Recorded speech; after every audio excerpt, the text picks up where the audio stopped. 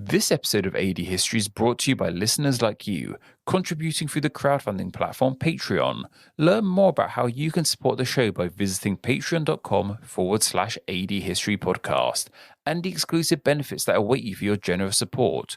Join us in the effort to keep creating the AD history you deserve by visiting patreon.com/AD History Podcast. Thank you.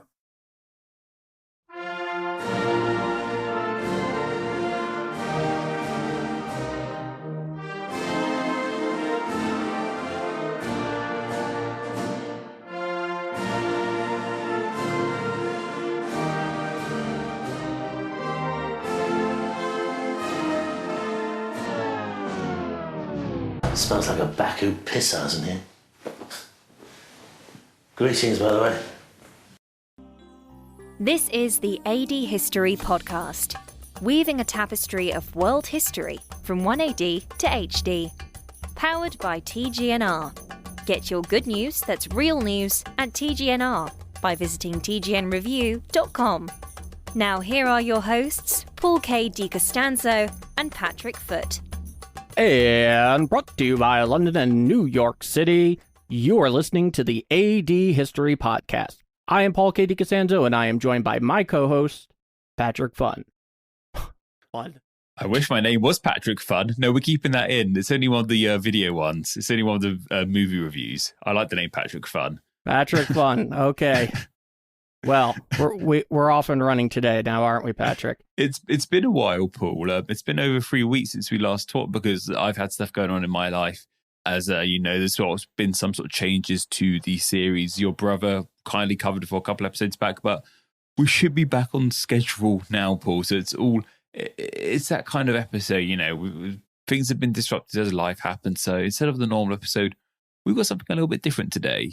Yes, we do. And just like we did back in season 2 with The Life of Brian, today is another edition of AD History Watches. And this time, we're moving out of antiquity. We're kind of diversifying, I would say, our AD History Watches catalog, which is a lot of fun, which, of course, is the 2017 comedy, The Death of Stalin. You know, in a way, you and I, from very early on in the show, have kind of lightly portended to the fact that at some point in time, we were going to talk about some Soviet history before we actually come across it much later. Yeah. And this seemed like the perfect opportunity because, like you were saying quite accurately, that you and I have had a bit of stuff going on recently. All good, all very positive stuff, but it's weird because we haven't seen each other in 3 weeks, and that feels really strange. Yeah, it does rather, but yeah, like I'm so used to sort of seeing you, minus like my partner and my family. We're not, like you're probably the person I see most, obviously with my workplace. Obviously with going on at the moment, I'm able to see my friends as much, so yeah. With lockdown, it's been hard to see my wife, I see my dad, and regularly I see you, so yeah. What a world and what a time we are living in. But you know what? Here in the United States, I feel like there's been something of a sense of normality coming back with all of it in the greater world because now, especially over here, there's no masks. And also, if we're talking about normalcy, there are no trophies for English national football teams. So, no, well, not. We're all good and back on track. Life is back to normal. AD history is back on. And England haven't won any football tournaments, so like we're back in the normal almost. You are a legendary good sport, Patrick. And with that, we'll lay down our necessary, obligatory, now legendary AD History Podcast ground rules. 1. Evaluate events in the context they occurred. 2. Over the span of recorded history, the way it was recorded, its methodology, and the facts that are important have changed immensely. How we view history today is not necessarily how we viewed it 50 years ago. 3. Nothing in history was inevitable. And 4.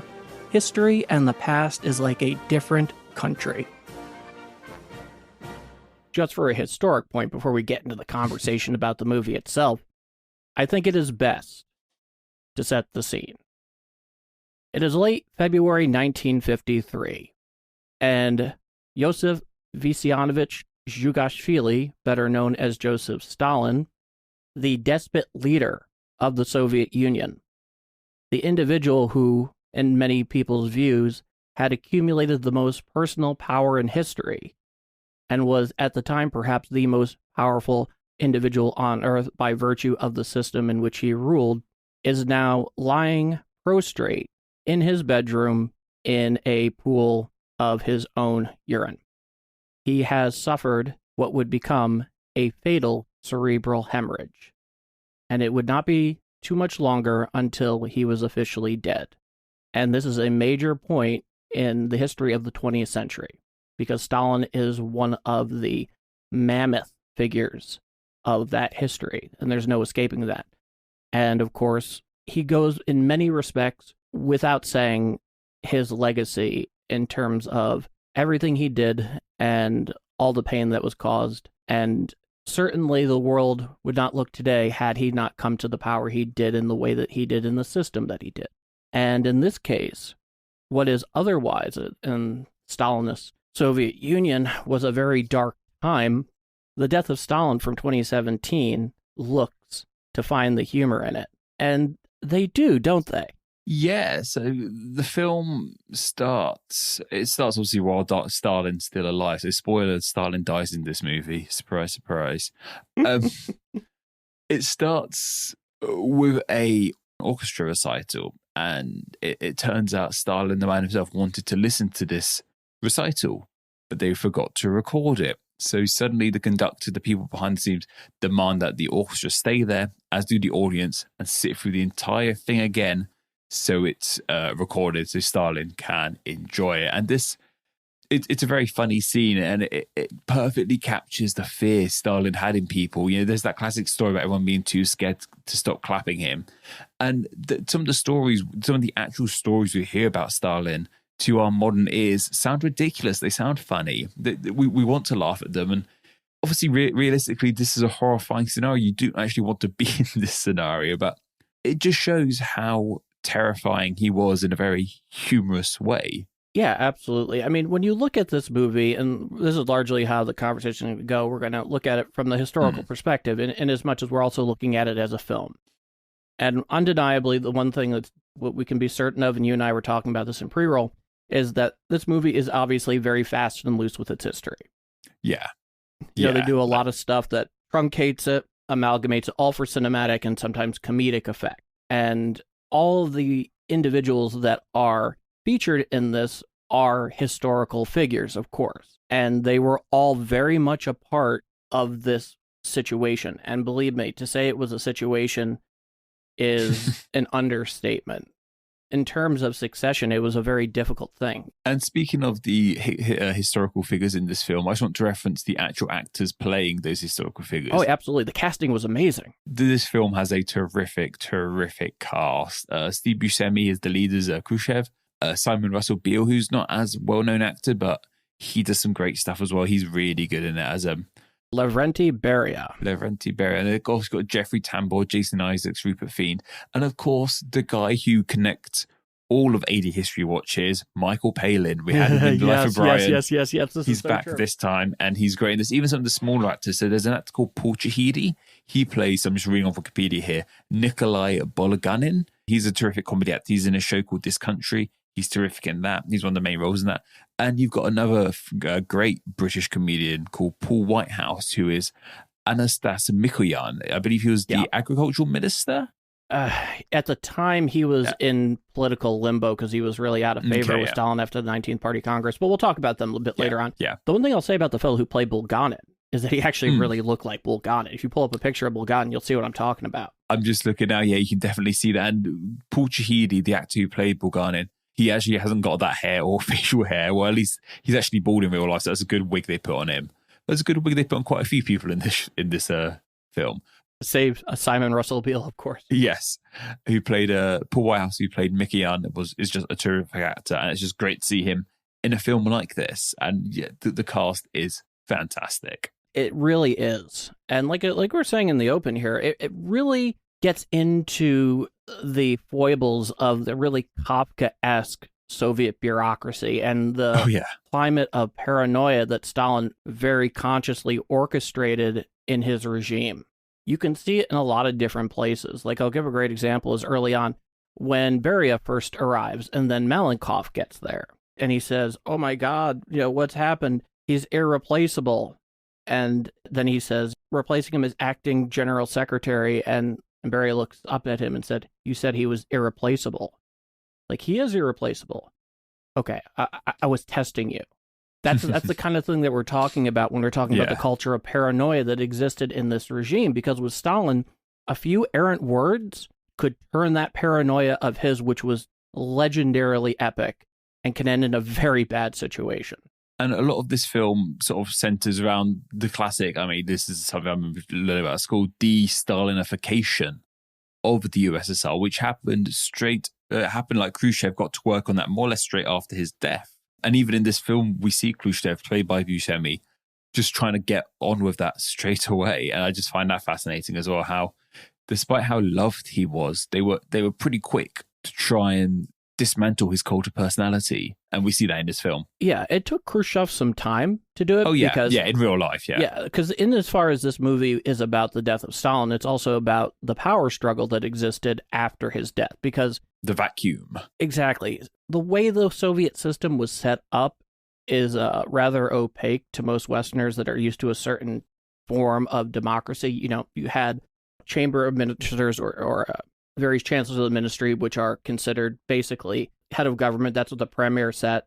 If you're the chairman of the councils of ministers, you're technically the premier.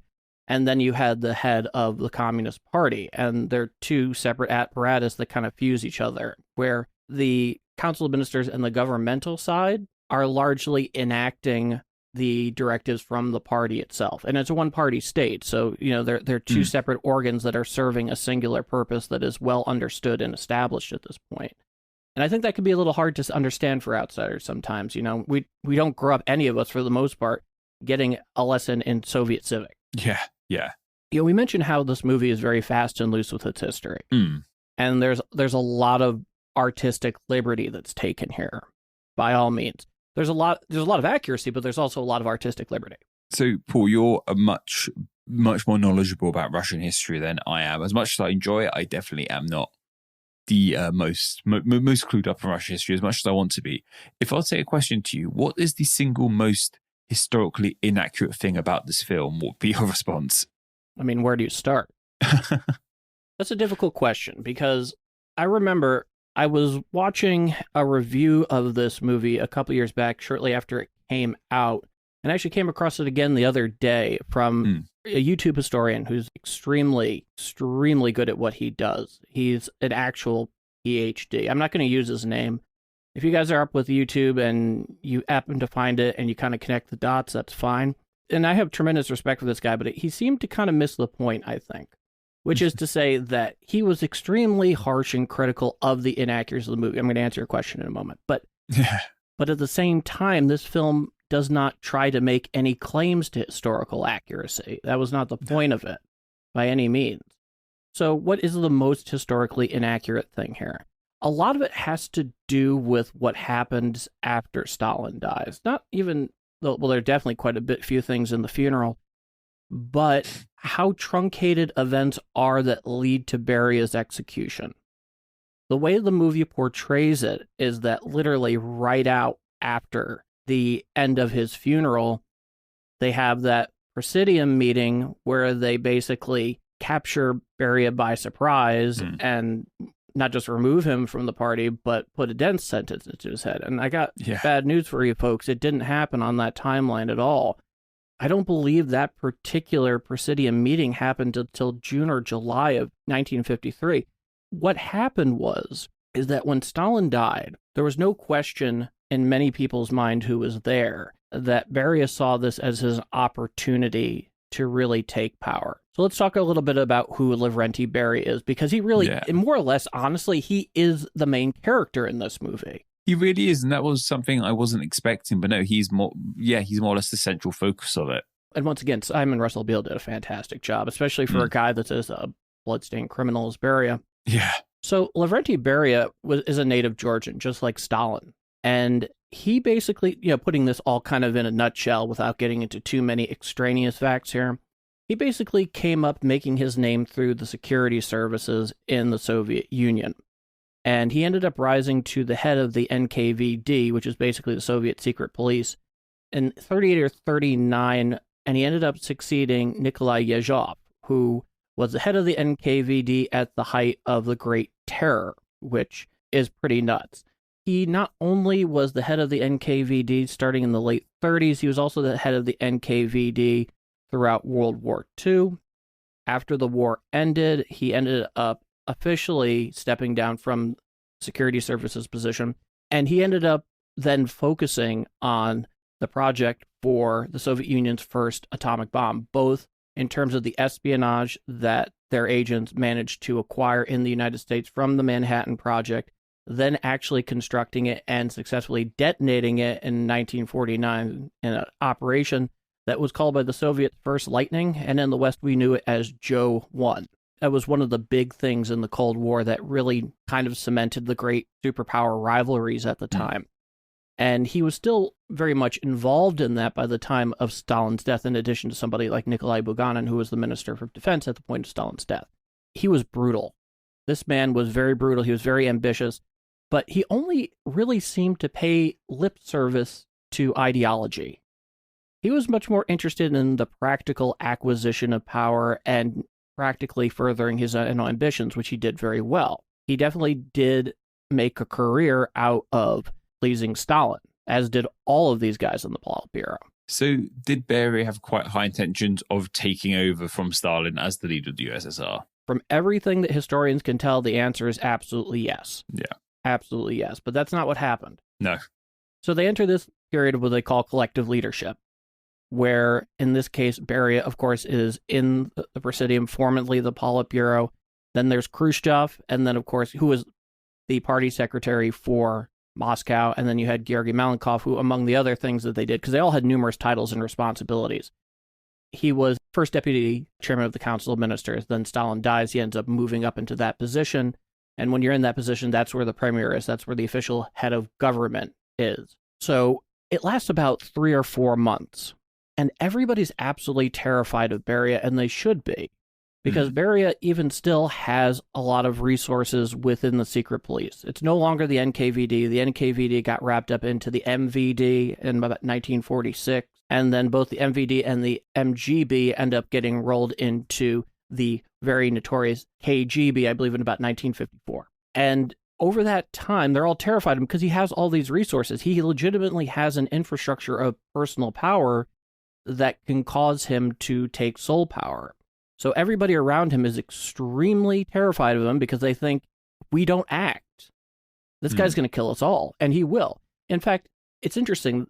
There's a line at the end of the movie that says, we either kill him now or live to see his revenge. That's a perfect way to explain their thinking at the time, even though it didn't transpire in the way that the movie shows it, to be sure. And basically what happens is, after the East Berlin uprising, later on in 1953, this gets blamed on Beria. Rightfully or wrongfully, it really doesn't matter. Yeah. It was on him. Basically, the way it went down is they had a Presidium meeting where, out of nowhere, trying to keep it as secret as possible from Beria, they would bring up the conduct of Comrade Beria, and then began listing off his offenses to the party and the nation. They accused him of wanting to trade East Germany to the West in exchange for some sort of aid, which is actually not entirely implausible, though there's nothing to suggest he actually made any progress towards doing that.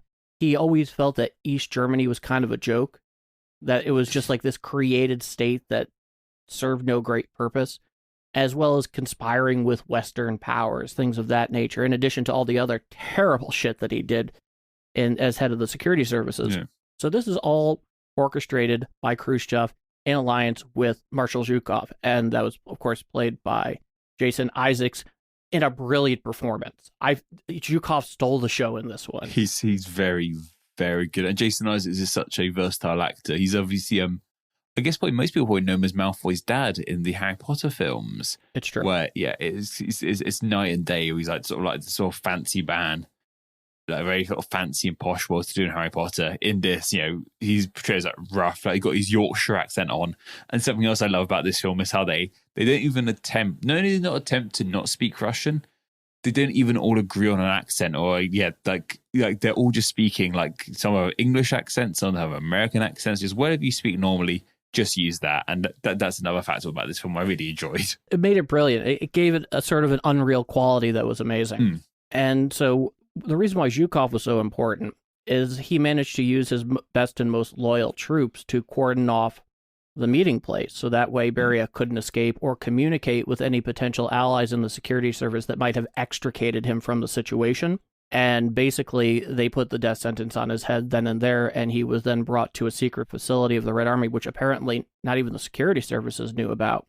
He basically languished in a cell until, I think, maybe November or December of 1953, when he was executed. And it's an interesting story, his execution, because they were afraid to do it at first. And they actually had to call in somebody that was high-ranking enough to pull the trigger because everybody was terrified of the potential outcome. That was one of the things about this movie that's so interesting that it does quite well, is you see a lot of deferring of decisions, like putting things off to either a higher figure or just someone else. And this is a very Stalinist quality, because you never want to be responsible for a decision that might go bad in Stalin's eyes. And so Stalin, even though he is dead in this movie, is still very much present for all of them. Looming over everything. Absolutely, because all of these guys were, basically forged in the fire of Stalinist paranoia and just absolutely vicious violence.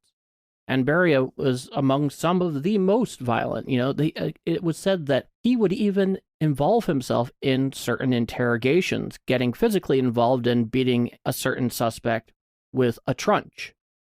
I mean, that's the kind of thing we're talking about here. He was also a violent womanizer and basically abused a position of that nature in any way you can imagine. This guy was nasty business.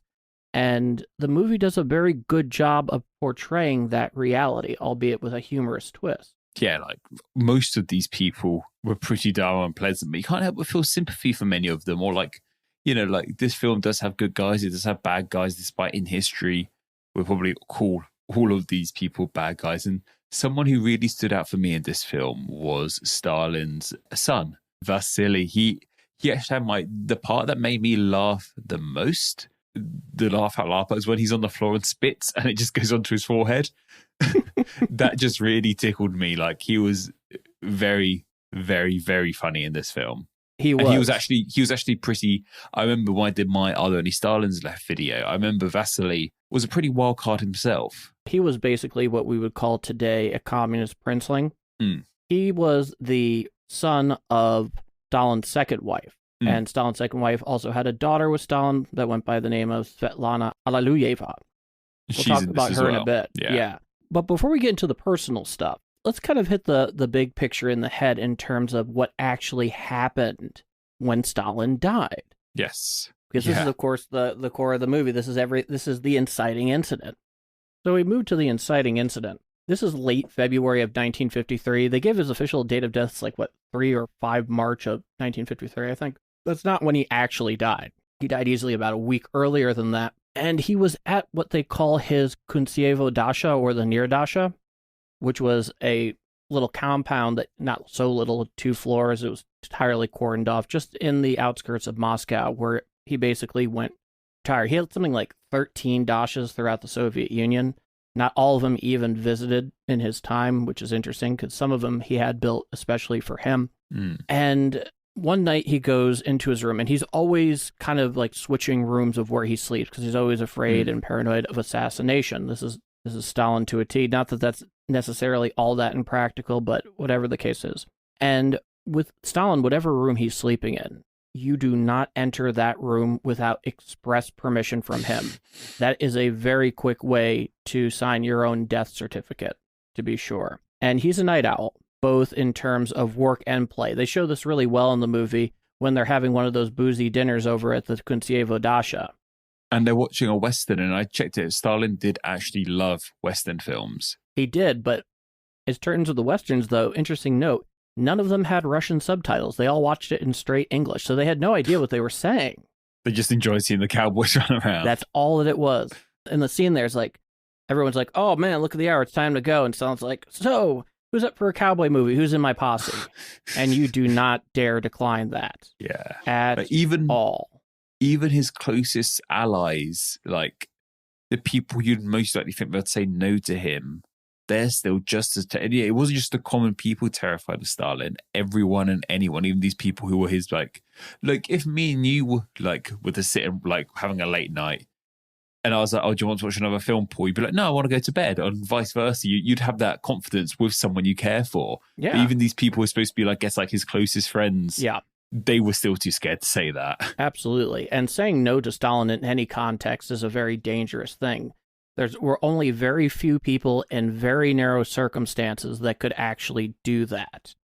And this was definitely not one of those times. So he goes in, and his NKVD guards start getting a bit nervous when he's not waking up at his usual late morning hour. And they're not hearing any commotion, nothing's going on, and they begin to kind of panic a little. I believe someone might have said that they saw a light go on, but I can't confirm that. And so you start getting later on in the day, and all of the emotions and the fear in the house with all the servants, the guards, is starting to palpably rise. And then basically somebody says, we need to send somebody in there. And what they ended up doing was they sent the most innocuous person they could find, which was one of Stalin's closest servants that he had every reason to not question their loyalty. Could have been working for him a long time. Not that that saves you, believe me.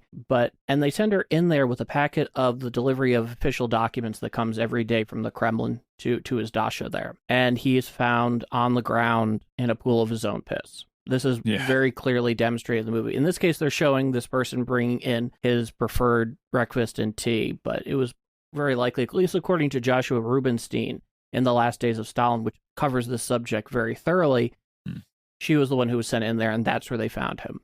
So naturally, Stalin is unconscious in the floor in a pool of his own urine, and they're trying to figure out what to do. And so the first person they end up calling, interestingly enough, is Beria, but they're having a little trouble finding Beria, because Beria's non-official activities are very under the radar, and he has a lot of extracurricular activities, let's put it that way. Nothing anybody wants to think about, I can assure you. Then, of course, they also get a hold of Malenkov, and they're the first ones who actually arrive at the Kuntsevo dacha. They haven't contacted anybody else. And when they come in there, and Beria in particular, he looks down at him and she's like, Comrade Stalin's just sleeping. Leave him alone and don't bother me. And then both he and Malenkov actually leave. And then at least 12 hours later, they call again, and that's when all of the inner circle of power begins basically descending onto the Kuntsevo dacha. And it has been speculated, and it's probably not altogether all too unfounded, that Beria knew exactly what he was looking at, but was trying to create more time where Stalin would go untreated. Given Beria's very clear aspirations for power, in addition to the fact he and Stalin's relationship was certainly beginning to sour at this point in time, though Beria was still extremely useful, so nothing happened to him, he in particular had a lot to gain from putting this off. They all descend, and then they start getting the doctors. But this is where things get interesting. Oh God, the doctors, yes. This is great. Like, well, we need doctors. Like, you killed all the best doctors. They're all in prison now. Like, yeah, all the best doctors of Russia had either been killed or sent away. So they had to rummage around for any doctor they can find. And how historically accurate is that, Paul? I'd love to know. It's historically accurate in a very specific way. So there's a little bit of context here to understand exactly what's going on. So by February of 1953, for several weeks at this point, since the hammer actually fell on the operation, Stalin had invented what was called today, and shortly thereafter, quote, the doctor's plot. Mm-hmm. This suggested that the best and highest ranking doctors, who are all Jewish, might I add, were conspiring to poison the Soviet leadership. This was entirely invented. And I'll get back to the bigger idea of why. But basically, then they go and start arresting all the best doctors that are also Jewish. And this is being done by the security services. They're sitting in a Lubyanka cell, and they're just kind of wallowing away. Yeah. The best at what they do. But at the same time, they were also the exact people Stalin needed at the time if he had any chance to survive. Yeah. So Stalin's own downfall was just his own paranoia and madness. And this is just another great example of that. Definitely poetic justice in every way that matters, to be sure. And the Doctor's plot has a bigger picture, which is to say that since about 46 or 47, the Soviet Union had been slowly creating a greater state-sponsored anti-Semitism. This had to do specifically with a few different events. There was one of 46 or 47 with what was known as the Jewish Anti-Fascist Committee. That's not so important. But there was another one. There was a visit by Golda Meir. Golda Meir was the fourth prime minister of Israel. And at this point in time, you're getting to 1948, and of course you have the creation of the State of Israel. The nascent State of Israel, as far as the Cold War was concerned, they were not so eager to pick sides at that point, as I understand it.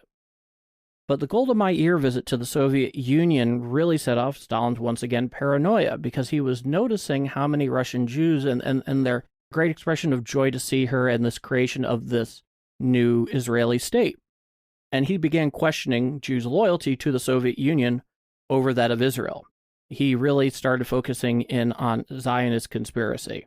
We've heard this tune before, not too long ago, in a certain place in Europe prior to the end of World War II. It's just bonkers. We talked about this when Sam was on the show, when we talked to the Bad Karabakh revolts. The Jewish people is just constantly the target, and it's just awful. And even here, even in the direct aftermath of the Holocaust, it's just happening all over again. It's bizarre and it's awful. Just leave these people alone, for Christ's sake.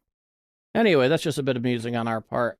But this was also really punctuated by Vyacheslav Molotov's wife, Polina, who was Jewish and was a close friend of Golda Meir. And Polina, because Vyacheslav Molotov was, for the most part, during Stalin's reign, his right-hand man. Just like Joseph Stalin, Stalin, of course, is a revolutionary nom de guerre, translates into basically man of steel. So Vyacheslav Molotov was born Vyacheslav Skirabin, and Molotov was based on the Russian word for the hammer, molot. Molotov, you get the idea. She was very close friends with Golda Meir. And from what we can tell, Polina had been on Stalin's shit list for some time for numerous reasons. She was very opinionated, very strong. She actually held some very powerful positions in the Soviet Union as a minister, to be sure. But really the thing that, in all likelihood, may have really set off in Stalin's mind is that she was basically the best friend of his late second wife, Nadia. And for those of you who are not familiar, Nadia Alalieva, Stalin's second wife, committed suicide in November of 1932 by shooting herself in the heart after a public incident at a private reception, to be sure, for Revolution Day at the Voroshilovs, which always hosted it every year. And afterwards, when the scene was over and Nadia goes rushing off, and to be clear, guys, Nadia, today we would recognize as having some very serious mental health issues. Yeah. Yes, this is somebody who would be getting very specific treatment that just didn't exist at the time. And even if it did, they still might not have done anything about it. Even though, interestingly enough, a lot of these Kremlin higher-ups are all hypochondriacs. They're always talking about the various treatments they're doing and various places they're going to go to take care of this condition. It's a weird contrast. And she ended up walking around the Kremlin with her several times, talking with her after what happened to kind of calm her down. Polina was talking to Nadia. And then Nadia went back to her room shortly thereafter and shot herself in the heart. And Stalin was really quite emotionally amputated by this event, from everything scholars can tell. Very difficult to put together concretely because the various sources they all have their own twist on it. But he was clearly not in a good place. And so since Paulina was so closely associated to Nadia and he's associating her with his wife's suicide, then you have something like this happen where anti-Semitism was already on his mind, questioning the loyalty of Soviet Jews, Golda Meir. You get to the Doctor's plot. So there's this whole big context going on in regards to this general anti-Semitic campaign that's being ramped up in the Soviet Union by Stalin at that time. So that's the whole idea behind the Doctors. And as far as the Doctors go, they have very interesting recollections on this, because they had been there for at least several weeks, possibly months. And then all of a sudden, their interrogators were coming in asking very specific medical questions that pertain to their medical specialties. And they all began thinking, what the hell is going on here? Yeah. These security forces interrogators are really a piece of work, I can assure you. You do not want to be interrogated in the Lubyanka. Believe me. Not that I've been there, but hey, you want to know what?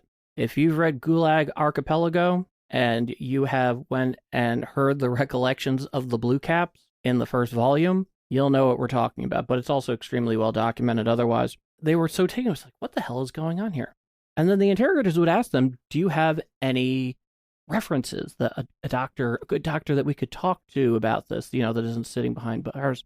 And every one of them that they talked to, all of the referrals they gave were for doctors that were also in the same prison that they weren't aware of as being in prison. So as dark there is this bizarre kind of comedy to the whole thing. Yeah, so dark humored, and that's what I was saying at the beginning of this, how like this wasn't funny stuff, but it's just so bizarre and so awful. You just some of the stories you just can't help but laugh in disbelief at some of the things that happened in Stalin's Russia, and this film really does a great job at encapsulating that bizarreness, that disbelief that this period of time in this country had on these people. I think something else I never actually knew is I actually always presumed Stalin died on the spot. I thought they found him in his office or bedroom dead, but he was actually still alive. He survived for a few more days or weeks or so, where he was taken days. in the film. It was days. Days, yeah. He was taken to another place, and that's why. And he was actually sort of like gained consciousness for a little bit. I don't know how much accuracy there is in that, but the fact they would have like this conversation, I presume they're having that conversation over his dead body, but he wasn't. He was still alive and kicking, though very, very unconscious. I just found that fascinating. That's a slice into history I didn't know about, which is actually true. In a way, because of the fact that he was still technically alive, it very much hampered his inner circle. Basically, let's call him the Politburo. Calling him the Presidium is just annoying. The Politburo, given the fact he's still alive, they're all terrified about making decisions just in case he wakes up. Exactly, and they're all like, when they first come into that room, they're all still like, "Oh, Stalin, oh, we love you." They're still like, in case there's a small part of his brain that's listening in, they're still so sympathetic and upset. Like some of them are crying over his body.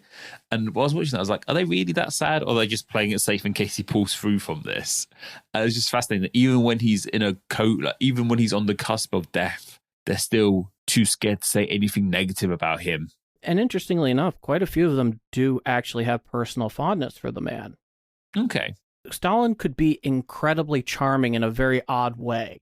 He was not like this big speaker that you would see. You'll never see him out there pontificating like a Hitler did or a Mussolini did. He was much more what we would call a very active listener. He was very good at recognizing the cut and thrust of a conversation and a problem into finding the solution that he was looking for. So Stalin was a lot more interested in what was going in his ears and was very, very exacting in terms of what came out of his mouth, which is a big difference to be sure. When we're looking at the whole anti-Semitic thing, and this is definitely the work of Simon Sebag Montefiore, especially in Stalin Court of the Red Tsar, which I think it came out in about 2004. It exists both, obviously, hardback, softback, and audiobook at this point in time. But this is a subject you're interested in. It's Stalin or the Stalinist system, Soviet Union. It's a really great starting place for anybody that wants to learn more about it, that doesn't require more than kind of like entry-level understanding of the subject, but there's a keen interest in doing so, so I would highly recommend it. The anti-Semitic campaign that was effectively kind of forming over time here is very atypical to Stalin's own history, because from the time he was a revolutionary prior to the 1917 Bolshevik coup and winning the Civil War, and then, of course, for a long time in power, so many of his various comrades in power, as well as the general social circle that was around him, was very heavily Jewish. Through most of the 1930s, after his wife's death, most of the women that were around him, there was probably at least a half dozen that he was continually seeing and in contact with, they were all Jewish. I mean, they were Bolsheviks first, but they were most certainly Jewish. And he never overtly made any sort of aspersion to that reality. In fact, he was Lazar Kaganovich. He's in this movie, but doesn't have very many lines. They call Kaganovich the Minister for Labor, and that's as accurate as a title as any. I don't want to get too bogged down in those details. But Kaganovich was Jewish. And there was even an occasion, this is brought up by Stephen Kotkin, who is quite literally the best biographer of Stalin who's ever written. He's already published 2 volumes of a 3-volume biography that is basically cradle to grave, a little before and a little after, that is masterful. And he mentions about the sensitivity that Kaganovich once had at some kind of small gathering among that inner circle there, where there was a few Jewish jokes thrown around, and Stalin could very clearly see that Kaganovich was, he was wounded by this, even though they all very much identify as Bolshevik. And this kind of, the way kind of Trotsky put it was, he called it almost his Jewish shell.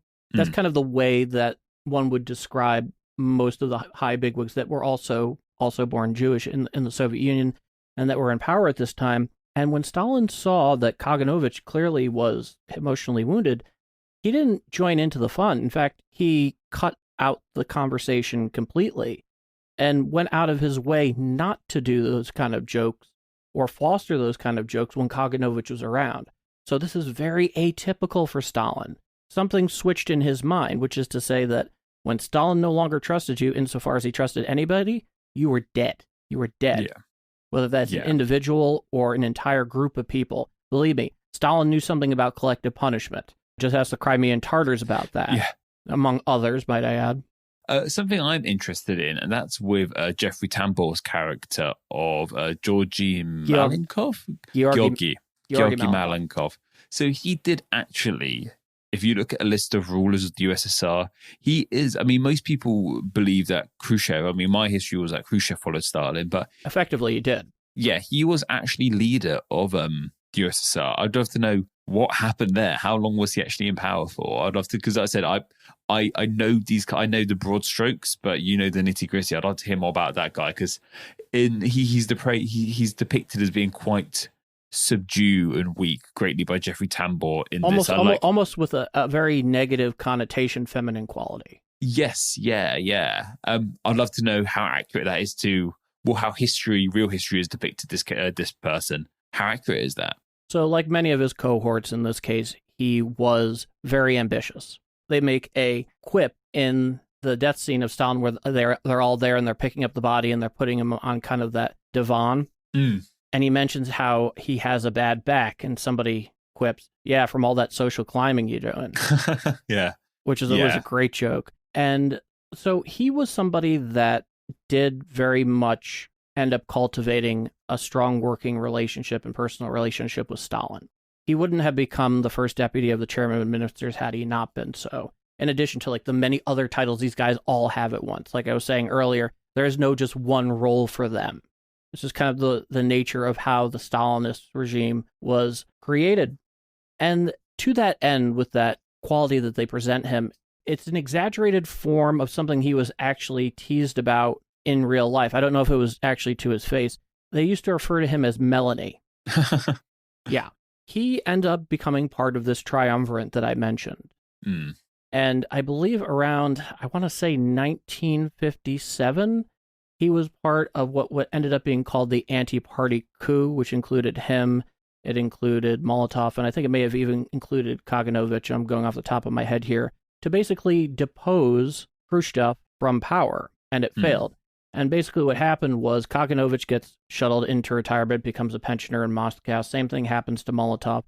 In fact, Kaganovich actually, before even retirement, gets sent out to some podunk factory that he has to manage well out of the way. And the exact same thing ends up happening to Malenkov.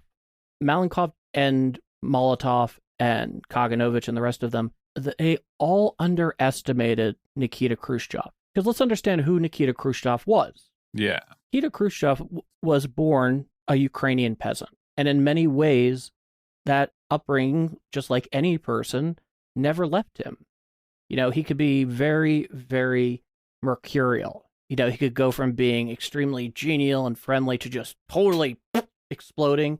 His wife used to say he's either all the way up or all the way down. His second wife, Nina, we see her in a few scenes when he's back home telling her all the things that he thought he said drunkenly at the party the night before.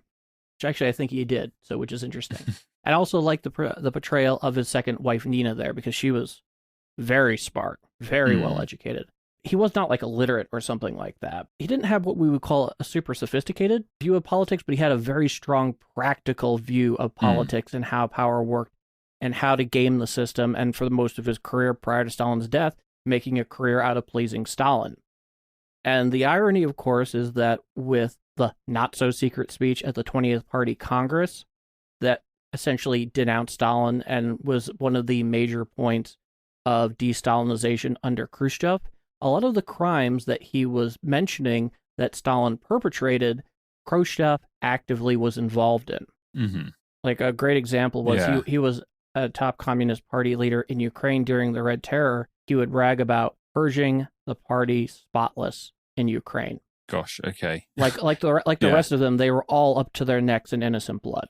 Yeah, they're all pretty unpleasant people. And I was just going through our notes as well and looking through our notes we have for this. And you've got the mention at Stalin's funeral, there's anger that bishops are there. And Paul, you seem to both have some light on why they were angry at bishops were there. This is an interesting question because the relationship between the Russian Orthodox Church and the Soviet Union does evolve over time.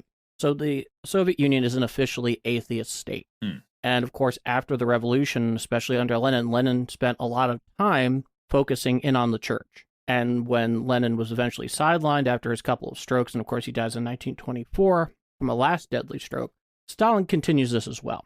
It's an interesting thing because this country is only recently gone communist, especially the peasantry, which makes up something like 80% of the total population. They're all very much steeped in the Russian Orthodox Church, communism or no communism.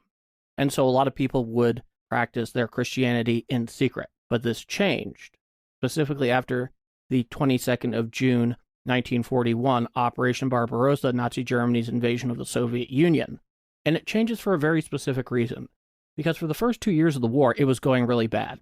Nazis taking a lot of territory, a lot of prisoners, a lot of destruction. And Stalin, who attended a Russian Orthodox seminary and nearly graduated, the only reason he didn't graduate is because he didn't sit for his final exams, especially after finding his true religion of Marxism-Leninism, he recognized that these people needed something to believe in and help them cope that wasn't just communism. In fact, this was an ongoing theme during the war. He went from defending the revolution to defending the motherland, a much more nationalistic concept than defending the revolution, which realistically not all the country was necessarily, all that keen on. Go look down in Ukraine, quite a few Ukrainian peasants who survived collectivization did not have a very high opinion of Stalin. So he allowed the church to reopen during the war. And I believe it did remain open, but under very strict guidelines. And he even allowed them to appoint their first patriarch in like a century in 1943. Wow. Yeah. So there was religious life. Khrushchev ended up rolling this back when he ended up coming up to power because Khrushchev was very pro-atheism and making sure that's the case. Mm-hmm. But it would make all the sense in the world that the bishops would show up, especially because, you're trying not to piss off your masters that are allowing you to continue, as far as I know. So why did Khrushchev invite the bishops to the funeral if he was against them? In the film, anyway. I don't think he was the one who invited them. He was the one who was angry about it. Oh, was he not? Oh, my bad. He was the one who was angry about it, He said, quote, "Who invited the boyfriends of Christ?" That's the one. Yeah, sorry, no apologies. I got my wires mixed up. No. I would say that was probably pretty accurate. I mean, even when his first wife died, he didn't allow the casket to go through the church on the way to the cemetery. I mean, that's how fixed he was in this. So it's really a complicated picture when it comes to the church because it's so much up and down and all around. It's not linear in the least in terms of its treatment and what the official communist doctrine of the Soviet Union was. I'm sure it would have looked awkward. I don't have much information in terms of them actually attending Stalin's funeral. Mm-hmm. There's a lot of stuff at Stalin's funeral that's just comedic for effect. Yeah, like when they're slowly like moving around each other. They want to change positions and they're sort of just slowly going through it. And that was really funny. Yeah, absolutely. They're trying to make it part of the event. And it's interesting because, like I said, it is a very complicated picture here. And even before we get to the actual funeral in this case, let's finish off on his death. So they all basically descend in. And it's interesting because a few things happen. One is they start publishing in Pravda, which is one of the official communist newspaper mouthpieces for the Soviet Union, daily updates on Stalin's condition. And obviously it's not good. So in reality, how long did the news of Stalin's death / Stalin brain hemorrhage, how long did it take for the public to find out about that? Or was it kept under close wraps that he was dying / dead? I think it was a few days. They were very careful how to message it and roll it out. Because they didn't want people to freak out because, guys, it may be hard to believe now, but he was popular. Not with everybody, but he was popular. He was popular, like obviously not by this period, but he was Uncle Joe. He was popular around the world. He was seen as like a friendly face. He was an ally. He was against the Nazis. He was an ally of the US and the UK. He was a very popular figure. It was. It really fell apart after the blockade of Berlin in 1948, when it was becoming perfectly obvious this was turning into an East-West rivalry. And of course, Stalin did not come out of that particular situation well, because that was the Berlin airlift. We started bringing in all the supplies that were needed for West Germany in the air through the one corridor that we could access it. It was one of the great accomplishments of the Truman administration, to be sure. And it also helped solidify a whole bunch of future possibilities, including NATO, to be sure. Yeah, by this time, he's still very popular in his own country. And to an extent, he's still popular today in Russia. As hard as that is to believe. He's on the rise, isn't he? I think I was reading an article somewhere that like quite a few young people are really into him at the moment. Russian politics are difficult to understand, especially as an outsider. But I think there's something you can take away from this, is now it's not exactly a secret all the things that he was involved in, even in Russia. But as a figure, especially under the Putin regime, they like to stand him and kind of parade him in a very stage-managed fashion through a very strictly nationalistic point of view. They don't talk anything about communism. They want to keep that as far away as possible, or any talk of revolution. You get it? You know, back when we had the centenary back in 2017 of the Bolshevik Revolution, the Bolshevik coup, they really, really officially tapered it down because they want no instability. If you lived in Russia in the 90s or know about how that went down, you'll understand, in addition to just Putin wanting to solidify his own power, not introduce any unnecessary threats. But the thing you're never going to be able to take away from him, as much of a bloodstained criminal as he was, is that he still won the war. Yeah. When there's a decent chance that almost anybody else in his position would have led to the Soviet Union's capitulation. And you'll never be able to take that away from him. In addition to the fact there is, something kind of a latent culture in Russia of the belief that Russia requires a strong man. Yeah, and Russia will always, like, even to this day, Putin, as you were saying, he has something, I guess, something of a similar image to Stalin as being the strong man. Like, there's memes, there's silly pictures of Putin, and he's former KGB himself. Am I correct in saying that? He absolutely was. Yeah. So, and in fact, his grandfather, I believe, was both the personal cook for both Lenin and Stalin. Well, there you go then. Yeah, well, I'm sure one of the reasons why he was allowed to be accepted into the KGB because he had a family history of loyalty. So, that's kind of Stalin today. And like I said, he was very popular at the time, to be sure. So they were very careful to stage manage that part of it. And they did a couple other things that were interesting as well. At the Kremlin, they had a medical team going into the Kremlin and upstairs. This whole show that you could see from Red Square into the Senate building. That's where his Kremlin office was. A little corner is what they called it. But there was no one there. It was entirely a show. I was thinking that he didn't die in the Kremlin. No, he didn't die in his Kremlin office or his Kremlin apartment. And this was something that was actually picked up by Joshua Rubinstein from the book we mentioned earlier, which was there was this popular perception that was cultivated, obviously, a great deal through propaganda, that Stalin never left his office or the Kremlin. And nobody knew that he had a nearby dacha that he would go to. They were basically ponying them around. They were show horsing, more or less. Yeah. In addition to the fact that the doctors that they did bring in, they didn't take any of the prisoners that actually knew what they were doing, that were doctors out of jail at this point. They were also doing things like putting leeches on him. Just trying anything. Yeah, that, and there's some speculation that in Russia, especially when you have a large peasant population, that was a form of medical treatment that they would recognize as being significant. And that way you could also report it in the press in their daily updates of Stalin's death. And of course, when he actually dies, he's surrounded by this polypure. He's surrounded by Vasily and Svetlana, who we'll get to both in a moment. Yeah. He has a prolonged and awful death agony before the soul was wrenched from the body. And now, according to Khrushchev in his memoirs, which might I add, he wrote under protest when he was basically under house arrest after being taken out of power. Interestingly enough, the way he put it, they're protecting me from the people, and they're protecting the people from me. Yeah, tell me about it. And he sat there with his son and recorded a completely unedited, uncensored version of his memoirs, which you can get now in its unredacted quality anywhere you want. And this is something they show in the movie, I believe.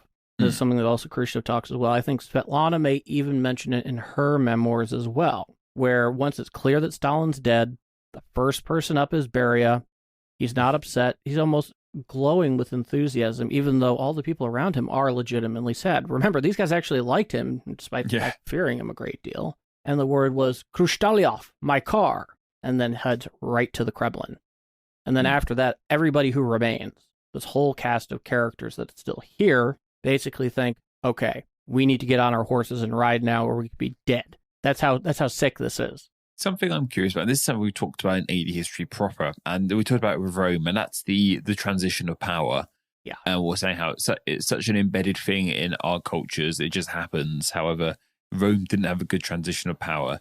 Did Russia have any plans for Stalin's death? Did they think, oh God, what's going to happen when this guy dies? Because obviously he intended on ruling until his death, that's for certain.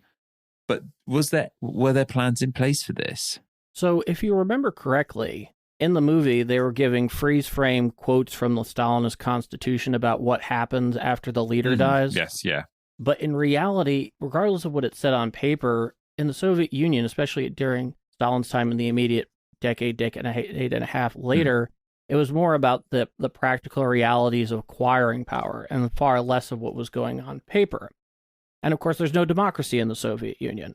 So nobody's choosing. They're just fighting among themselves and hope they've basically marshaled enough allies that they can actually enact whatever it is they're trying to do. They all learned very well from Stalin. Let's be clear about that. And they're all complicit in his crimes as well. So basically, he's off, and they're all very much aware of this. And, this is kind of where we get to an interesting point in this. We get two characters that are not politically relevant, but very interesting to the story. Svetlana, whom he had with his second wife, Nadia, and his son with Nadia as well, Vasily. Let's start with Vasily, because he's certainly the most comedically relevant in this movie.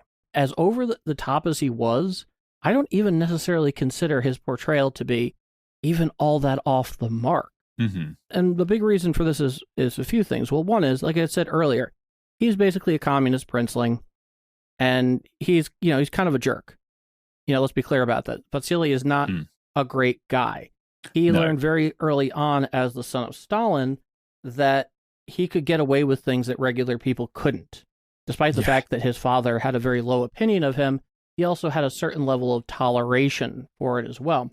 And so he was basically a total degenerate, a total shit. And he had a significant problem with alcohol. And he was very clearly damaged by the great tragedy of life at 11 years old when his mother commits suicide. There was no barrier between him and his father anymore. And then they're just basically left in the care of nannies and tutors and all sorts of stuff. And because he's Stalin's son, he gets away with all sorts of stuff. When he's in school, he would bully his teachers, even though Stalin would intervene and say, don't take that shit from him. He ends up joining the Red Army Air Force, and he becomes a pilot. And he gets promoted well beyond his abilities simply because he's Stalin's son. Not that Stalin is pushing this along. He isn't. Those in the military framework were just operating within anticipatory obedience, working towards what they think might please Stalin, or at the very least not piss him off. Because everybody is a potential target. Yeah. Believe me. He goes on something like 30 combat missions, but his father is very keen to keep him out of the air, on the ground, and away from the front lines, which is very different than his son with his first wife, Yakov, who is a member of the Red Army. In this case, I think he's in his early 30s. He and Stalin never got along. In fact, Stalin was very contemptuous of Yakov, even though Svetlana adored Yakov. She would refer to him as her hero. He was a good guy. He had very little in common with his father. Yeah. And he ends up getting captured by the Germans in World War II and died apparently, trying to escape. Whether it was actual escape or suicide by escape is unknown. By the age of 24, he's a major general, the youngest person to ever achieve that rank, despite the fact he most certainly should not be there. Yeah, I wonder how the son of Stalin became a major general at 24 years old. Not through his own abilities in action. Many of the reports evaluating him are very, very low in their opinion. And so what's interesting about this is, in the movie, when we first see Vasily, he's at an ice skating rink with a hockey team. And this makes reference to something very specific. In the late 1940s, in this case, Vasily becomes very interested and engaged in building a really good Red Army Air Force hockey team.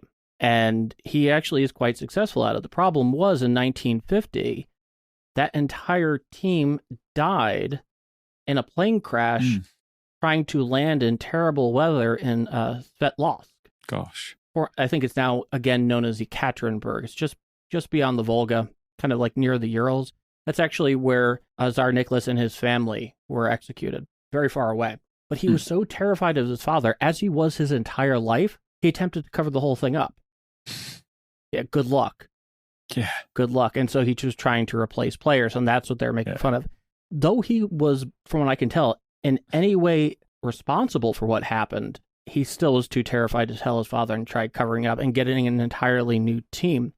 And he ended up really falling out of favor, especially with his dad, during a May Day workers' holiday parade at Red Square in 1952. When going against official advice for weather, he overruled it and ordered basically the Red Square flyby during the parade, and ended up causing the death of 2 pilots. And they actually nearly clipped one of the spires of the Kremlin, at which point his father demoted him significantly and got him as far away from any potential position of power after that. And when you look at his portrayal during the death scene at the Dasha, he was well known for saying, "This is Svetlana." Not that you can necessarily trust every word she says, because she has her own stuff going on. And remember, guys, anytime you're reading a memoir, they might be historically significant, but every memoir ever written is a form of self-justification. There's a purpose to it. That's a very good way of putting it. Love me. It was my fault. Where he was yelling out when he first saw the body, "They finally killed father." And he was most certainly drunk at the time, and they made sure to kind of get him out of the way. Then there's Svetlana, who's a much more interesting figure. How do you recall her performance in the movie? So Svetlana, I know of Svetlana. Also, I did the Are There Any Stalins Left Yes, video. you did. A great video, by the way. I think it was one of the first ones I saw of yours after the one about Rasputin. That's the one that first drew me into Name Explain. Oh, there you go then. No, she was, I know that she was his favorite, unabashedly, like she was his favorite child. I remember in the film, she's all right. She's kind of portrayed quite innocently and but also kind of a pill. Yeah, I guess so. Yeah, I guess that's the word for it. And it's weird because they all basically, when they see Svetlana show up, all the inner circle of power goes rushing over to her to basically kiss the ring. She could be seen as the gateway. If you're in Svetlana's good books, you've got a better chance of taking over the reins from her dad. But in reality, she was politically irrelevant. Of course, yeah. She's the Blade daughter. She's got no impact on it all. And as far as the people of the Soviet Union, they're barely aware of Stalin's personal life, including his progeny. That's just kind of how Stalin rolled. Yeah. But she's a really interesting character. And in some ways, I know it was for comedic effect, guys, but I wasn't really thrilled with how she was portrayed because she had her problems. Yeah. She had her problems, but she was very smart, very talented. She was a polyglot, and she had a tremendous ability to write. She was a great writer. And she was somebody much like Vasily or Yakov. And she put it best, which is, "I am forever a prisoner of my father's shadow." And it was true until the day she died in 2011 in a elder care facility in Wisconsin. And her relationship with Stalin, kind of in and of itself, is pretty interesting. So basically, as I mentioned before with Vasily, Svetlana was 6 years old when her mother, Nadia, committed suicide. And her memories of her mother were much more fleeting than they were with her Vasily. But even when her mother was alive, the key point of parental warmth and affection always came from her dad. Always. Yeah, his little sparrow. He there we go. Yes, that's right. Here's a little sparrow. Because she was the golden child. As a child, did everything right. She was good at school, well behaved. She was kind of vivacious and entertaining to him. He really loved her in a very Stalin way. He was still her dad, in addition to everything else he was. And then especially after her mother died, Stalin was it for her. But their relationship becomes a lot more complicated as she blossoms into a young woman. And it's interesting because they mention this in the movie. She learns about how Beria ends up kind of stashing away Polina Molotov from basically perishing to present her as a gift to Molotov after Stalin died. That happened. That happened. And then Svetlana goes to Beria and says, I want Alexei Kopler back. Who's Alexei Kopler? Who is Alexei Kopler? Alexei Kopler was a Ukrainian Soviet filmmaker. Oh, yeah. Yeah, I remember that. And according to Svetlana, at least, they had a romantic tryst, but that was entirely non-physical because she always had an NKVD minder with her. Stalin didn't let his only daughter go anywhere alone. Yeah. And they had kind of an awkward relationship together in that regard. The problem was that Svetlana was like 16 years old, and Kopler was in his early 40s and married. Ew. And when Stalin found out about this, he flipped out. I can understand that. I can understand it too. From a very human perspective, I can understand that too, because it's very inappropriate. Yeah. But at the same time, Svetlana was also a very old soul. Yeah, but 16. But 16 is just, for a guy in his early 40s, I mean, Yeah. we're beyond pushing it here. Yeah. And so basically the retribution came down.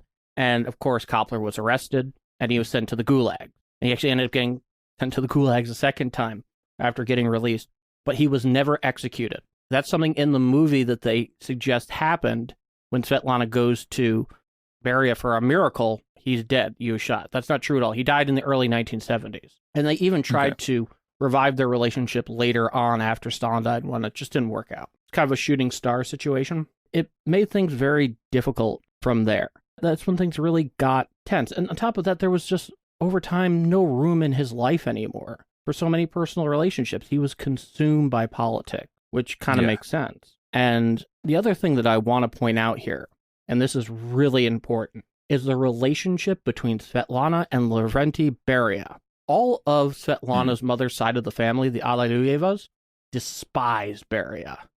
They despised Beria because they blamed Beria for all the terrible things that Stalin did after Beria came to power, including to them. Essentially, every member of his second wife's dead family ended up in a gulag for no good reason whatsoever. A lot of people think it was just Stalin acting out emotionally, but in a very calculated way in the long term.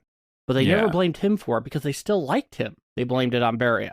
Yeah. And Svetlana was number one on that team. So there's no love there. So I think it's important that we got that out of the way, to be sure. Definitely. And then we get to the aftermath of the death, right? We're at the funeral, and this is basically the second act. Yeah. And who steals the show? It's Jason Isaacs' character. I've forgotten his name, the character's name. I've forgotten everyone's name in this film, but Jason Isaacs' general is just terrific here. Marshal Georgy Zhukov. Georgy Zhukov, that's the one. He's one of the lions of World War II. Yeah. For the unindoctrinated, Marshal Zhukov, Georgy Zhukov, was a true military success in every way you could imagine. He was critical to the Soviet Union defeating Hitler in the Second World War after Operation Barbarossa. He was extremely popular. He was charismatic. He wasn't terribly political, but he ended up developing a very good working relationship with Stalin during the war. He was one of the few people, especially during that period, that Stalin tolerated debating Stalin openly. Think about that for a moment. Somebody that's big stuff. Yeah, to actually say, no, Comrade Stalin, I don't think that's the right thing to do. Yeah. Now, he picked his spots, of course, but... As we mentioned, that's quite a big thing to do, to say no to Stalin. It's a huge thing. It's one of the reasons why so many historians are so taken by it. And when we look at it, he becomes extremely popular, and eventually they win the war. You know, you get to May 1945, and the war in Europe is over at least. Still what's going on in Japan, and Soviet, very specific role there, but that's not really critical to our discussion. After the war, Stalin begins seeing Zhukov as a threat because he's too popular with his troops, popular with the nation, popular with people of other nations. He even develops a really warm friendship with Ike Eisenhower. Not of anyone. Yeah. Apparently, in one of their kind of boozy get-togethers, he was introduced to Coca-Cola for the first time. He loved it so much, he put in a special order for the stuff, but without the coloration so that it was clear. So that way he could put it in bottles or in a flask and it would look like vodka. And so that he would not be accused of, some sort of Western bourgeoisie infatuations and tastes, things of that nature. You got to be very careful of that. But so after the war, Stalin sees him as a threat, and there's a military tribunal type situation. I think it actually may be a Politburo meeting, actually, where they rebuke him pretty heavily. They accuse him of things he never did. But the big one is cultivating a cult of personality, which I do not believe he ever intentionally did. He's just really good at his job. And on top of that, making some aspersions to Bonapartism. Are you familiar with this concept? I imagine it relates to one Napoleon, but I don't know the exact concept. The idea that a charismatic and a dynamic military figure can come in and co-opt the revolution and take power. Oh, I get why it's called, Bonapartism then. That's Bonapartism. And so basically what happens is you can't really touch Zhukov at this point. He's too popular. Nobody would believe that he would be some kind of agent for the West, right? And so he gets demoted to lesser military commands. The first one was in the Odessa military district, which is kind of in what we know today as southwest Ukraine. And then after that, he gets thrown way out of nowhere. And he gets thrown into the Urals military district. I mean, that is the sticks for him. Yeah. For a guy that led the Red Army to take Hitler on and defeat him. And then shortly, like a couple of weeks before Stalin's death, he gets recalled to Moscow, but he's not given any further orders from there. So when Stalin dies, he's just a general that has no position. And in the movie, they refer to him as the head of the Red Army, which he was not at all at the time. There was nothing going on with him. He was sitting in limbo. There was some speculation that he might have been called in to consult on the ongoing Korean War, which, remember, is happening at this time. We'll get into the bigger picture later, but nothing happened. So in this movie, they say head of the Red Army. He wasn't the head of anything. Were there not calls, as you said, he was so popular after Stalin's death, were there not calls to have him as the next leader by any chance? No, but he was certainly involved in the transition of power. Yeah. Specifically with Khrushchev supporting him against Beria when they took down Beria later that year, as I was telling you the story earlier. Yes. And then shortly after that, he gets appointed as deputy defense minister. And then when Bulganin steps down, he becomes full defense minister. And then he ends up losing the position like 57 or 58, whatever the case was. But he and Khrushchev basically were the tag team that allowed Khrushchev to come to power. Okay. So his fortunes changed a great deal. But for the most part, at this point in time, he was in a position to command nobody officially. And what's interesting is that thinking about the funeral portion, they make a whole thing about the trains and starting the trains, stopping trains, letting people come into Moscow. Yeah. And then there was like some fatal shooting which kills like 1,500 people in the movie or something like that. Yeah, did that not happen? Not that I'm aware of, but something that is interesting to note is that the influx of people into Moscow from all over the Soviet Union, and they had Stalin's lying in state for several days for public viewing. I mean, we're talking about a line that was miles long. Yeah, I can imagine. And as far as I know it, the only casualties and deaths from this occasion were due to the trampling of people due to the large crowd. I think maybe even 100 people died of that. Gosh, that's such a common thing you hear about people being death by trampling. It's just awful. It is. And this is definitely one of those occasions where it would most certainly happen. Yeah. And a lot of people that do take issue with this movie really aim very squarely at the whole funeral thing. They're treating Malenkov as the leader, but in reality, there's plenty of people that hold their own personal power that they were wielding as well. And for the most part, this is where things become particularly silly. And you start talking about they start showing the collective leadership. And this is where it's interesting because they're sitting down, they're showing these Politburo meetings where they're trying to pass everything by consensus from a hand vote. And including in this meeting are both Vyacheslav Molotov, who in this movie is inaccurately described as foreign minister. He had been foreign minister, but he was removed from that position. And he wasn't even, I believe, an acting member of the Politburo or Presidium at this time, because after the 19th Party Congress, he had really fallen out with Stalin. Stalin was contemptuous of him. Even at Stalin's last great birthday ball, when he showed up, he was just dismissive and nasty to him. And had to do with a number of criticisms he had from the past that I think are almost impossible to understand, even in hindsight. So he's a part of it. And so is Anastas Mikoyan, who was a native Georgian who fallen out of favor. And he's one of the more interesting characters of the 20th century. This was a guy who was around post-Bolshevik Revolution and was also the USSR's official representative at Kennedy's state funeral. Anastas Mikoyan goes and stretches a long period of time in Soviet history where he's directly involved. And from what we can tell, both Molotov and Mikoyan were most certainly saved by Stalin's death because it was believed that eventually they would either be put into a gulag or just executed. This is something that they do make reference to in the movie. I doubt there was any conversations of, well, he's on the list. I think it was just something they all understood. Yeah.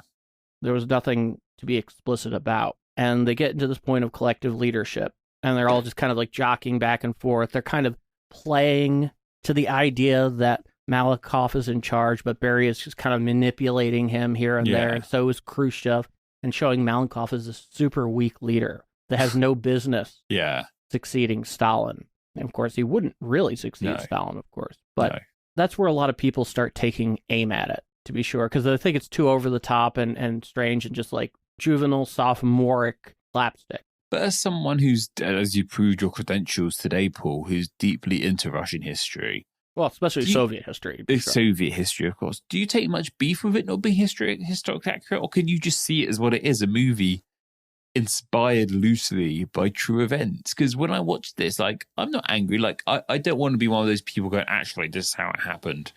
I can appreciate it as just the great comedy film is that's inspired very vaguely by something that actually happened and by people who did, in some context, actually exist. That's an excellent question. Well, I'll be more than happy to answer that question in a moment, but we'll be back right after a word from Anna Domini. This is the AD History Podcast. Keep up with the show and join the discussion by following AD History on Twitter with the handle @ADHistoryPC and the hashtag ADHistory. Check us out over on Facebook, Instagram and YouTube by searching AD History Podcast, as well as, of course, tgnreview.com/AD History Podcast. Also, check out the AD History Podcast on Patreon. See how you can help support the show and the rewards that await you by exploring the AD History Podcast on Patreon. See the link in the description. Now, back to Paul and Patrick. Thank you, Anna. So to your question, I almost put it on a sliding scale. Let me give you a point of comparison of how I judge things differently. In this case, this movie makes no claim to history. No. Like I said, they play it very fast and loose. Whereas I do take exception for a movie like The Imitation Game. You've seen The Imitation Game. Yeah. And this is the difference. If you have any erudition in the subject, liberties with the story and the plot where they just totally destroy any suspension of disbelief. Having studied that conflict enormously for many years now, it becomes hard to watch because of that. And the examples are legion in that case. I can't even get into all of them. What I will say, though, in fairness to that movie, from a cinematic point of view, it was beautifully done. The acting was great. They definitely communicate some of the deeper truths of, in that case, Alan Turing's life. But at least for me, the story that exists in history, and very good history, of his life and involvement specifically, whether it's, Ultra and Bletchley Park, or all the work he did before that, or even the work he did after, and just the tragedy that his life entailed, the real story is the better story than the one they told. Yeah. Much better. How strange. How strange to take that route to tell a not as interesting story. If anybody's truly interested in the life of Alan Turing, the movie to see is Codebreaker from 2011. That does a much better job. It's kind of semi-documentary / live-action portrayal of supposed events. That is a much more nuanced and clear picture of who Alan Turing really was and his genius and how he thought. Whereas in this case, this is something where they're just having total fun, and they're saying, if you're taking this as a historical lesson, you got some problems here. But we, too, are hitting at some deeper truths. Yeah, and it compares very much to the last film we watched in AD History with being The Life of Brian, where it's kind of based on historical events, but it plays very fast and loose with those events. And that's okay. I think that there is space in film. Like, historical fiction is a genre unto itself. Like, that's a massive popular genre. Like, there's room for things like Death of Stalin in the same way there's room for things like Codebreaker, which tell more accurate retellings of events. People moan about, like, oh, that's not accurate. Like, so what? Like, enjoy it. Like, it's clearly not trying to be accurate. And I think that's great about it. And like I said, for me, again, it's the sliding scale, especially when a movie based on historical events takes really large artistic liberties and tells a story that's inferior to the one that actually happened. That's my problem with The Imitation Game. Whereas this is just having fun. Yeah, it is having a lot of fun. It really does zero in on all the various Soviet foibles quite effectively, but it's not a historical lesson. Not even in the least. No. And of course, as I mentioned earlier, after the whole funeral bit, they get right into going after Beria and getting rid of him, which happened over a longer period of time. What I know a little bit more about is British comedy, and I'll just take a little moment to talk about some behind the scenes facts about this film. So it's directed by a man named Armando Iannucci, and despite that name, he's actually Scottish. He's not Italian. That's a whole thing unto itself. And Armando Iannucci is one of the most pivotal figures, one of the most important figures in British comedy. He is behind so much stuff. So he's done some such like the Armando Iannucci Show, which he did star in himself, but by and large, he stays behind the scenes writing and directing. He was one of the creator of a show called The Day to Day. I don't know if you've ever heard of it. I don't know how popular The Day to Day is, Paul. It was a late 90s satirical news show. Satirical news like The Onion and many other things like that. And even like things like The Daily Show are so commonplace now. But The Day to Day was doing it very early on, really groundbreaking stuff. And it's hilarious. And Armando Iannucci was one of the behind the scenes guys on that. And Paul, have you ever heard of Alan Partridge? No, I haven't. Oh, I didn't know how popular Alan Partridge was across the globe, across the Atlantic. Alan Partridge is a comedy character who's appeared in a variety of shows. He's even had a movie. He's portrayed by Steve Coogan. Do you know Steve Coogan? The name is familiar. He was in Philomena. I think that's probably his big film role. It doesn't matter. He's a famous sort of British comedian as well. And Armando Iannucci was behind Alan Partridge as well. And what else has he done? He did, of course, perhaps most famously recently, he did In the Loop and, of course, the television version, The Thick of It. And it was from about that time he really started to dive into sort of political comedy. And since then, he's very much stayed more or less in the realm of political comedy. He did the TV series The Thick of It, which is about the British cabinet. And, of course, that starred Peter Capaldi, the 12th Doctor. Of course, I know who Peter Capaldi is. Yeah, of course. Yeah, my wife is a Whovian. Of course, well, I'm a Whovian, but I just clearly didn't pass my credentials there. But then he did Veep as well, which is... I'm familiar with Veep. I haven't watched it myself. Julia Louis-Dreyfus. Yeah, so he's made his way stateside, and he's done Veep as well, which has been immensely popular. And of course, now he did The Death of Stalin. I think he's even done another film about David Copperfield, the Dickens character. Interesting. Since The Death of Stalin, he was in that. And he's just a terrific comedian. He's always been behind the scenes, more or less, but he's got fingers in many, many pies. And if you see some good British comedy, there's a high chance Armando Iannucci has either directly written it or the people who have written it have been heavily inspired by his work. If there's any great British comedy you're watching, it was either written by Armando Iannucci or written by someone who's been heavily inspired by Armando Iannucci. He's a big figure in the British comedy scene. Yeah, I mean, I'm not terribly familiar with his work outside of this movie, but if it's representative of his greater work, good God. Oh, definitely. You would love. Have you ever heard of In the Loop or The Thick of It? No, I really haven't. I haven't watched the TV series, but the follow-up film, which is called In the Loop, it's kind of like an adaptation. You don't need to know the series to enjoy the film, but watch that because that's about like stateside politics. I think it's about a British ambassador and American ambassador. I think it's one of James Gandolfini's last films. He's in it. No kidding.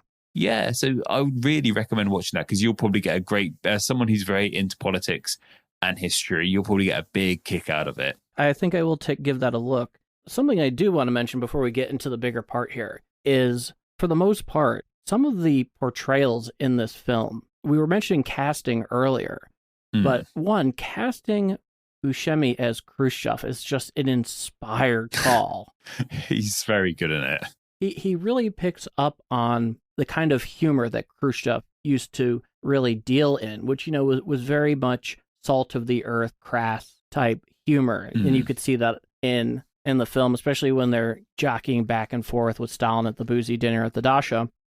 On top of that, once again, also doing a good job at playing, obviously, these are all over the top for the purposes of comedy. You know, these guys were not this nuts or unstable or over the top. They were much, much cagier than the portrayal for comedy here.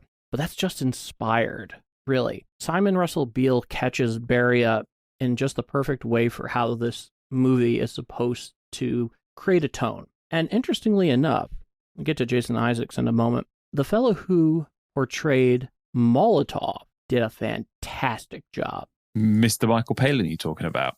Yes. I mean, it's not uncanny by any means, but he does have a certain air to him that does look like Molotov. If you look up a quick picture of Molotov, you'll kind of see what I mean. I can see, yeah, I'm just looking at his Wikipedia page now. Yeah, especially in his younger days. Well, Michael Palin's a younger figure, but yeah, a bit less. Molotov was a bit heavier, shall I say, than Michael Palin from what these pictures I can see, but there's definitely a resemblance there. They all eventually put on a good deal of weight, especially when they were getting what they called at the time the Kremlin tan. Yeah. So it's interesting. That, and Molotov was always really well known for wearing these Disney glasses that just clip to the nose. I don't think they actually showed that in the movie. And Beria was the same way, actually. That was both something they had in common. It's also something, obviously, that Trotsky wore essentially throughout his entire life. Yes, of course, yeah. So you have to really give them a lot of credit. They do an interesting job of Molotov in a lot of ways. I mean, Molotov was a lot more serious. He was almost humorless, and certainly did not take any humor at his expense. There was this old nickname that he had, which was called Stone Ass, and because he had this ability to sit and really endure these super long committee meetings. So he was a real iron bottom, and he would correct them with some malice later on.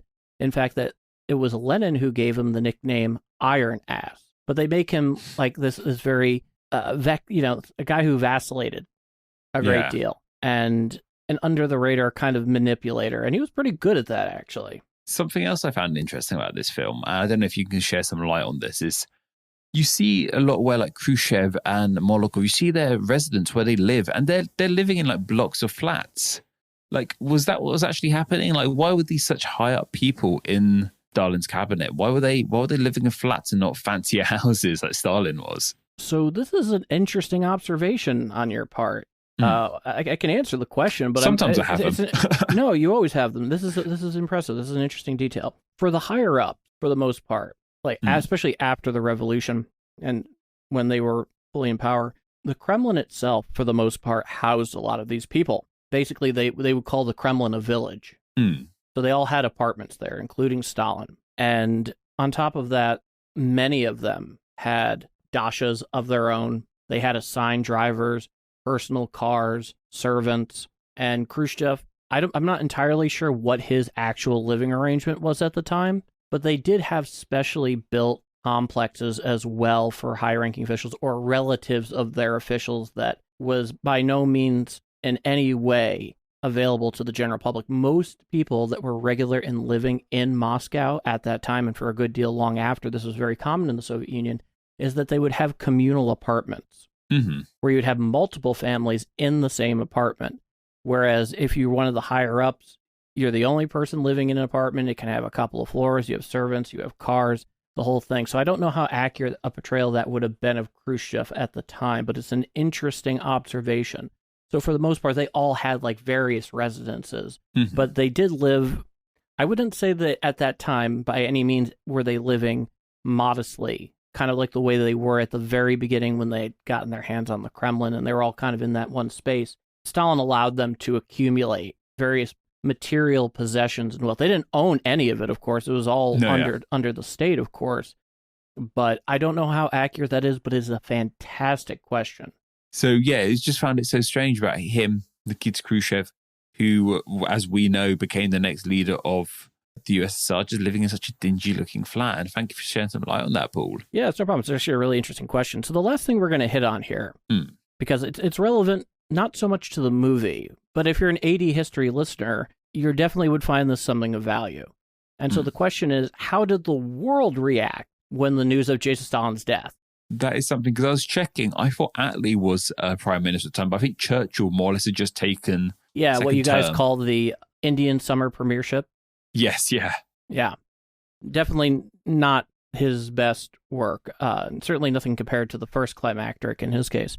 Churchill's an odd figure. I could talk about that because minus his war effort, which was amazing, he wasn't that good at many other things. He had genius for certain abilities, to be sure. You know, he could be a volcano of creativity, but only 5% of it was good. Yeah, that genius can't be like right place, right time for Churchill. Like everything else he did, we'll talk about it another time when we get closer to that period of history. Yeah, he didn't really do too well as a chairman of the Exchequer, let's put it that way. No, and he even admitted to such later on, which is interesting. Yeah. But yeah, so he was definitely in his second premiership. If you guys are not familiar, he did come back to power in the early 50s after the Attlee Labour government won the general election of July 1945.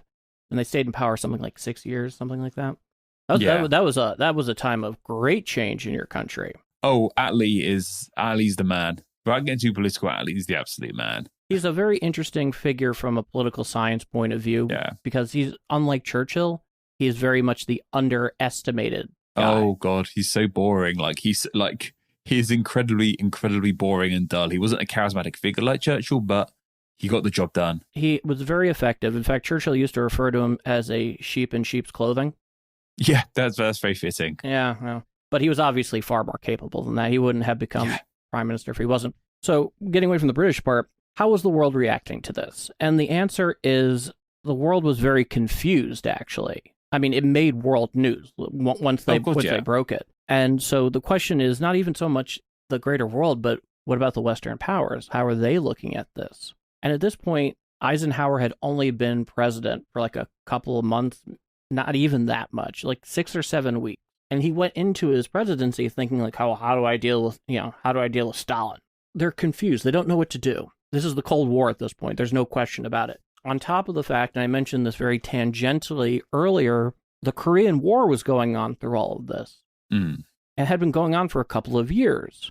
And though we're not going to get into that story about how that all went down, because frankly, we just don't have the time, but we'll put that off to another day, guys, something to look forward to. There is this whole idea about, well, one, trying to find some resolution to what they called the Korean conflict. And then two, well, what do we say? How do we react? And how do we engage with this new Soviet leadership? You know, who's really in charge? And certainly on the American side of things, there's a whole bunch of different ideas of what they want to do. You know, do we try to take advantage of the situation in some way that would be beneficial to us? Do we show outward sympathy? Because, you know, before he was our adversary, he was also our ally. So it's a difficult position.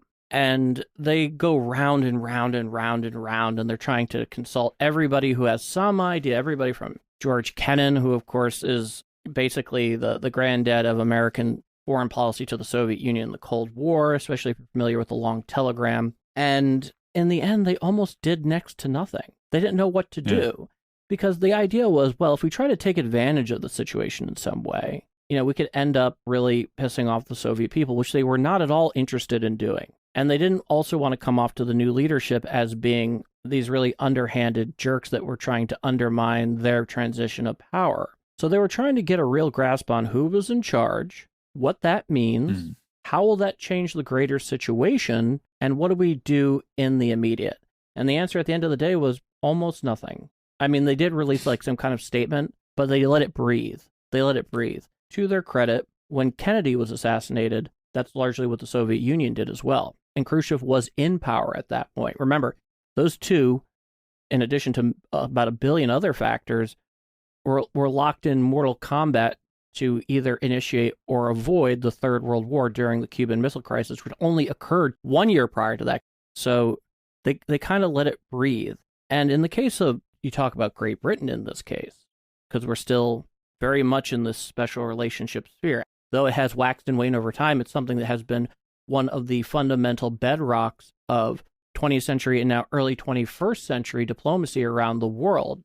Our two governments, in so many ways, are much closer than any other two governments in history, even today, regardless of who's in power, like intelligence sharing, things like that.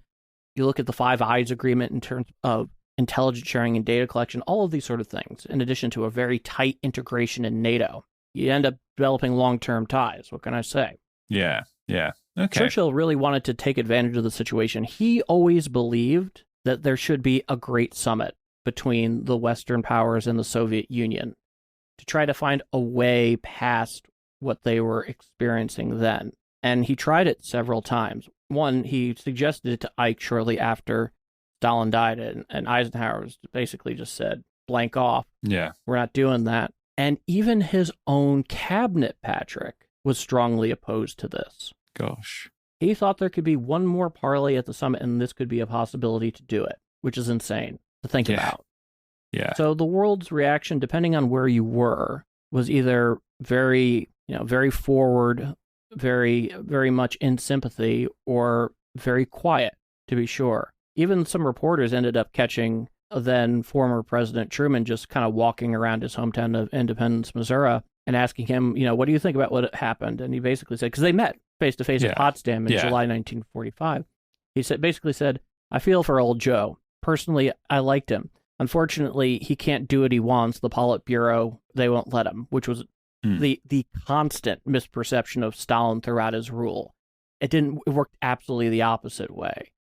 So it was a very muted reaction, but there's no question that there were very specific consequences from this. The biggest one, Patrick, undoubtedly, is allowing an exit plan for both sides in the Korean War, that there could be some kind of negotiation that would lead to the armistice that officially still exists, might I add. It was just an armistice. There's no peace treaty that's ended the war. It's technically still going on. Yes. Yeah, I know about that. There's all of that. And so, naturally, it's this huge moment in the 20th century that Armando Iannucci has managed to poke fun at. Yeah, and that's something this film doesn't particularly represent. You don't really hear much about the outside world. This is a very Russian-centric film. Despite they all have British accents. Yeah, despite all the British and American accents. And it doesn't mention the Korean War's going on at the same time. It doesn't mention anything like that in particular. And perhaps that's representative of how self-centered, this is me going into English student mode. Perhaps that's sort of representative of how self-centered all these people really were. They didn't really care about what was going on outside. They just cared about themselves and what's happening in their lives. Maybe that's just me, like I said, that's me being a film student / English student, go back to my younger days. I would say at that time and place, they were certainly far more inwardly focused than they were managing Soviet Union foreign affairs, which is, I think, understandable and kind of expected, to be sure. Yeah. Also, another thing that did happen, and this is kind of where we're going to end it, is some of what happened under de-Stalinization. Well, one thing to note is that the doctors who were imprisoned were released not terribly long later, because everybody knew it was a BS conspiracy that was being perpetrated by Stalin, and he made many of those such false conspiracies throughout his rule, without a doubt. It was a way for him to knock off certain people that he felt were becoming problematic or were somehow a challenge to him or whatever it is that he was trying to do. The number of individuals where this was the case who were otherwise innocent or had legitimate objections, the list is just legion. It's just legion. In addition to the Great Terror having many different phases, not just towards the party, but then the Red Army and the Soviet populace in general. And with the Soviet populace in general, it was just done on statistical quota. It didn't really matter who you were.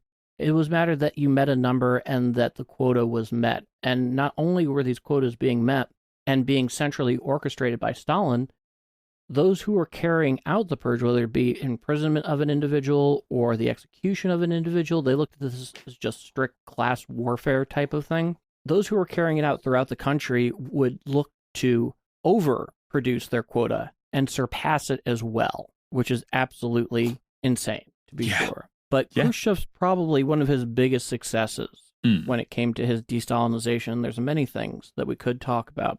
I wish we could talk about more of them. We don't have time, but we'll get there. Is when he played a pivotal part in releasing a large number of political prisoners that were in the Gulag, that were considered enemy of the people, but it was abundantly clear that these folks had done nothing wrong. And we're talking about, if I understand and recall correctly, releasing people in the number of millions that were falsely and over a few year period. But, and this is something really interesting to note, this was not initially a popular move in the Soviet Union from the Soviet populace. They had bought into what Stalin was dealing. They thought that they were releasing unsavory and enemy elements back into the populace, when in reality, most of them, the vast, vast majority of them, were just innocent victims.